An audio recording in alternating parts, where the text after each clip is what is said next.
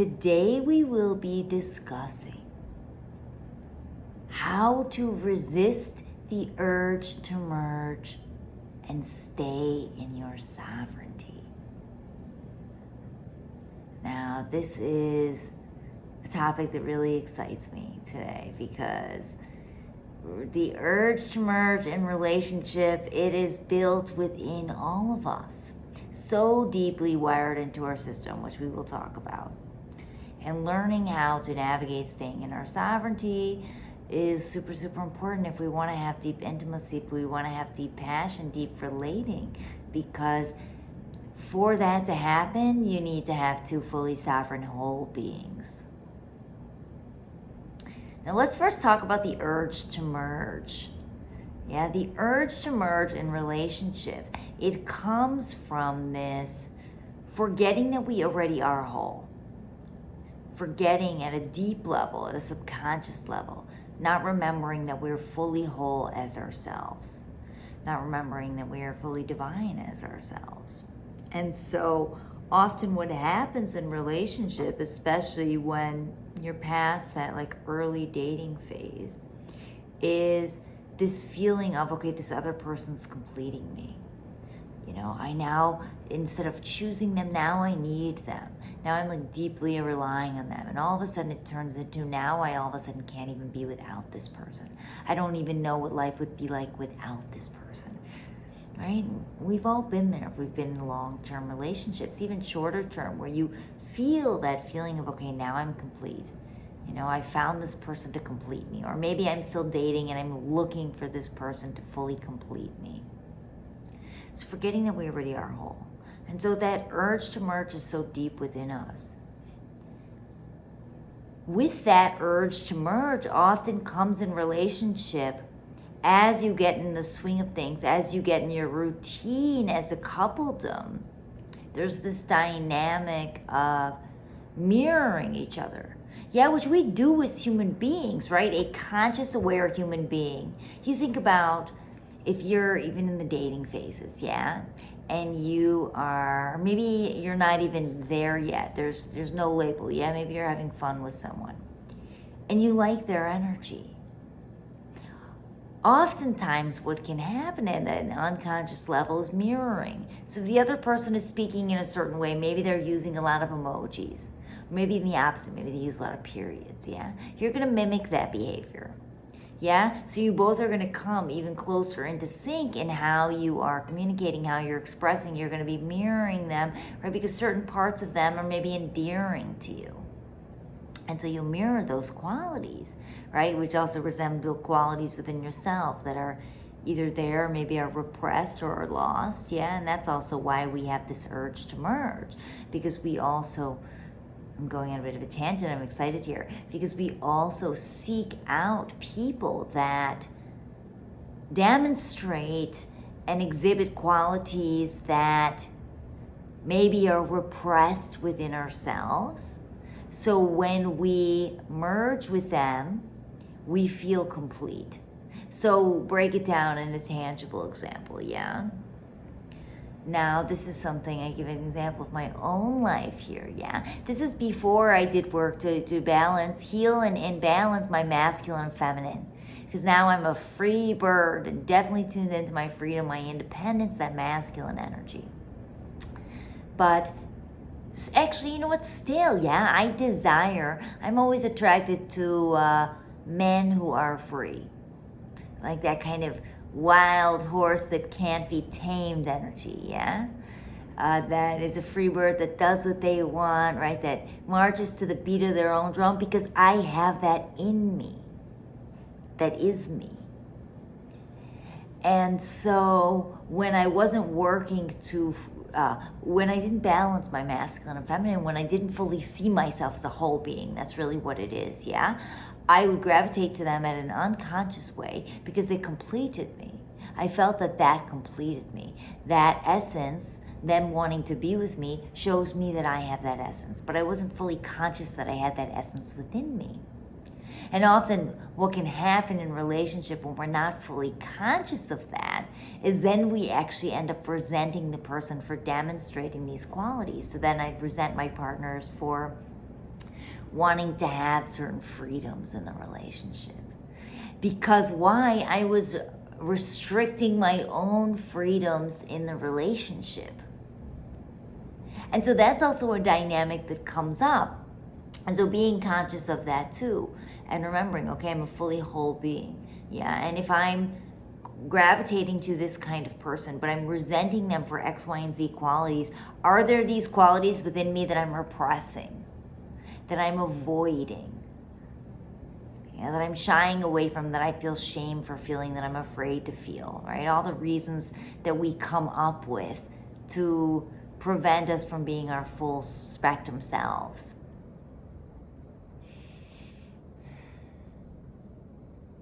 And taking a look at that. And when you also come from a place of wholeness, then you also see the mirrors more often, and okay, this is something I have within me. And when you're at a place of sovereignty and wholeness, this is something I also exercise. Because you choose people with similar values. You choose people who like to be the same way in the world, who they be.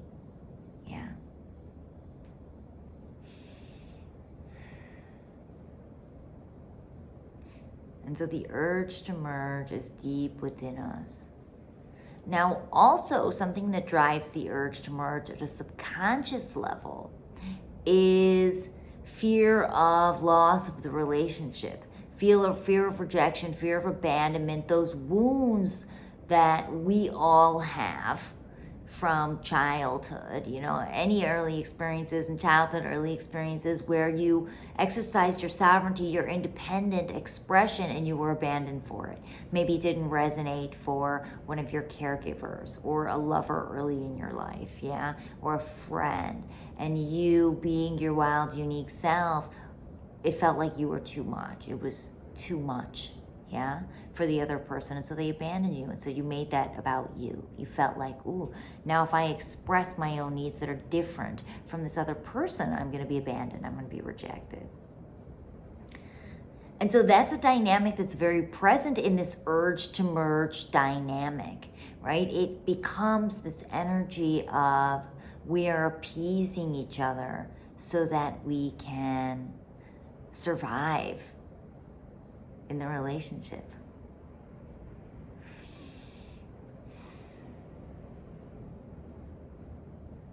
Now, even in relationships where there's a lot of fighting, right? It might not be as much that like people pleaser energy. What do you want to do for dinner? I don't know. What do you want? Maybe one person is more opinionated, or maybe both are super, super opinionated. Still at a subconscious level, they're wound matching. So they're still merging in a unhealthy way. Merging these wounds together. So you can still consider it merging, okay? Now,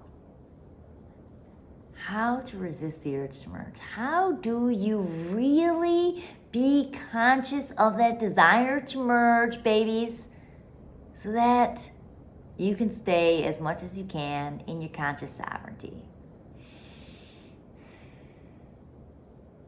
One thing that is super important, why it's really important to work with the masculine and feminine energies, and I will speak to this as we continue, is because if you want to stay in your sovereignty, you need to understand who you are. You need to understand who you are at a deep level, what you value at a deep level, what you need at a deep level, what you desire in a given moment. Now, why do you need the balance of the masculine and feminine? Because on the feminine side, you need to be able to tune into yourself at a given moment, a given situation, in a conflict, you name it. You need to be able to disconnect from your partner physically or emotionally and go inwards and feel, okay, what do I need right now? And also your feminine, is your ability to tune into your intuition. Your knowing, which also is tuning into your body. Because your body tells you a lot about what you need in a given moment. Is body tight? Ooh, my body's tight. I'm clenching. That's telling me I'm a little bit angry. I'm going to walk away and go take some solo time before I lose my shit. Whatever it might be, yeah. You know what I mean? So it's like tuning into the body and letting the body help to guide you. And that will help you stay in your sovereignty when you're honoring it. I'm going to go slow here because I really want to pull this one out deep. So the feminine, yeah, tuning into the body's going to be your guide. Also, it's tuning into your intuition, your knowing, yeah, your sensitivity to your own energy, your sensitivity to the dynamics, to your partner's energy or whoever you're engaging with. Yeah, that's also going to help you understand what's theirs and what's yours. And that's what you need in order to stay into your sovereignty. You need to understand your own energy and feel it deeply. You also need to understand when your own energy is being leaky, where your own energy is being influenced by another's energy. Yes, you're not taking that out. What's yours? What's mine, baby? Yeah, what's the boundaries? Now you need the masculine because you actually need to assert the needs, the desires. Yeah, if you want to stay in your sovereignty, you want to not merge in relationship, and you want to continuously choose each other from a place of power, not a place of codependence, then you need to actually assert, we're watching TV right now, babe, but I notice I'm getting a little antsy. I don't want to be watching TV right now. So I'm going to go into my room and do some yoga, yin yoga instead. And you need your masculine to assert that. And obviously you need to work through your own blocks. We're not doing this in this episode, yeah, but your own blocks, your own subconscious fears around abandonment and rejection. And when you work with your masculine too, you feel secure in your sense of self, your ability to take care of self. So it also helps minimize fears of rejection. It's been really powerful work in my life and with my clients. Yeah, it minimizes that because you know you're going to be okay. So you're able to do what you need to do to take care of yourself instead of relying on your partner to meet your needs. It's a different energy when you want someone to show up for you in a certain way versus needing it. So you need the balance of the masculine and feminine to stay in your sovereignty. And that's going to really help you with passion and polarity in relationship, because passion and polarity, yeah, it thrives on independent beings. You know that saying, yeah, opposites attract, but it really doesn't have to be opposites. It needs to be independent beings with their own unique expression, yeah, and that is what draws people to each other. And you're like, ooh, I dig your energy, yeah, I dig your unique expression in the world. I want more of it. Let me feel it now. Give it, gimme, yeah. So that's what's going to make the passion thrive. That's what's going to make the intimacy thrive. I'm going to give you an example so you can feel this.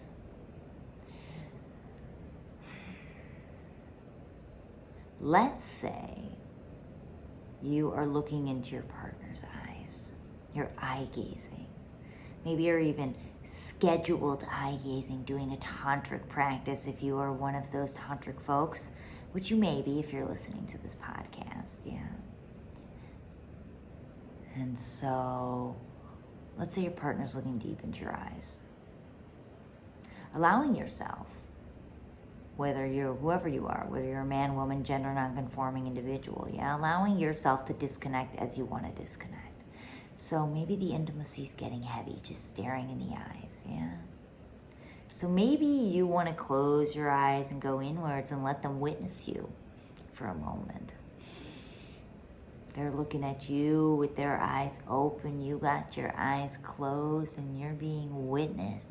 And you're feeling, yeah, because to actually feel, the eyes take in so much information that when we actually close the eyes, we have so much more energy in our body to feel. So maybe you want to feel the beauty of that moment, yeah? Like what it feels like when they look at you in the eyes. Maybe all the well of love that you feel inside that heart of yours. Whatever it is, Yeah, maybe you feel a little turn on. Let yourself feel that turn on. So maybe you want to close your eyes. Now, many are afraid to do that. Why? Because they fear loss of the connection. And that's that urge to merge at a subconscious level. It's that people pleaser energy. I'm going to stay with my eyes open and show up for this person in the way they're showing up. Instead of your own unique expression, maybe you want to disconnect. Now, maybe you can still be connected through that disconnection. Yeah. That is gold. That is it. How can you be connected through your own sovereign expression? It doesn't have to be a disconnection, but it's allowing yourself to be yourself. So, at least for me, sometimes the intimacy is heavy. The intimacy can be intense for me, whether it's with sisters of mine or whether it's with romantic loverships. My intimacy meter is sensitive, oh baby, it's sensitive. And so maybe it's too sensitive for you. Maybe you need to disconnect. You need to go into your own space for a moment, yeah? And it doesn't have to mean you're disconnecting. I'll give another example. Silence. Now, many view silence as disconnection. And it's not. It doesn't have to be. Your silence, you can still be connected in the silence. In fact, for me, the folks that I can be in silence with, it's deep intimacy.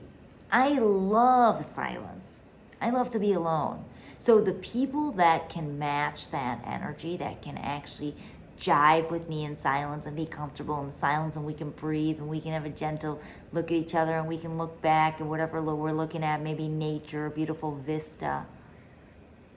That is beautiful. That creates polarity. That creates intimacy. Remember, you can have polarity whether you're in a romantic relationship or with your friends. It doesn't matter. We live in a polarity world. There's polarity everywhere.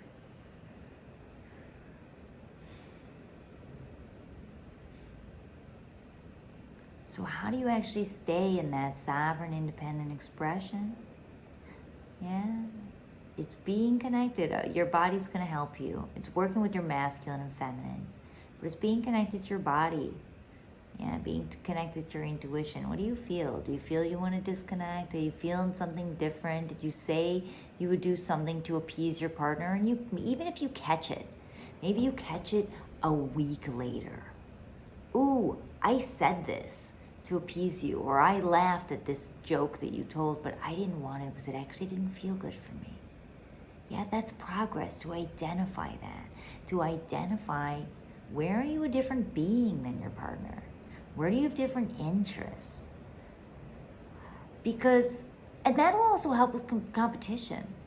You see, because we often compete with our partners, you know, like, ooh, I'm always the one planning the vacations, yeah? Or I'm always the one doing X, Y, and Z. And it's fair to want your partner to help you, but it's also fair to say, okay, are we also doing different roles? Are we also adding value to the relationship in different ways? And can we honor that? Can we honor each other's sovereign expression?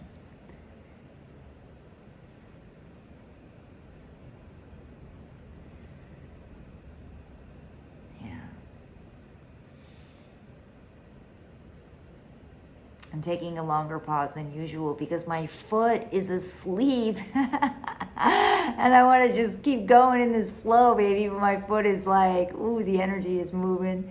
You know, it's that feeling when it's kind of painful. It's like you can't even move, you know, the leg. It's my whole leg. I can't even move it a centimeter because then I get that pins and needles feeling. So I'm working through that as I'm trying to think. Okay, let's recenter, Nicola. Come back here. Here now, sovereignty. We are talking sovereignty, and we are talking about resisting the urge to merge, baby. So it's catching yourself at those times when you're pleasing. Now, you can practice that whether you're in a relationship or not. You can practice that with your friends. Believe it or not, that urge to merge comes in all forms of relational dynamics. So the world is your oyster.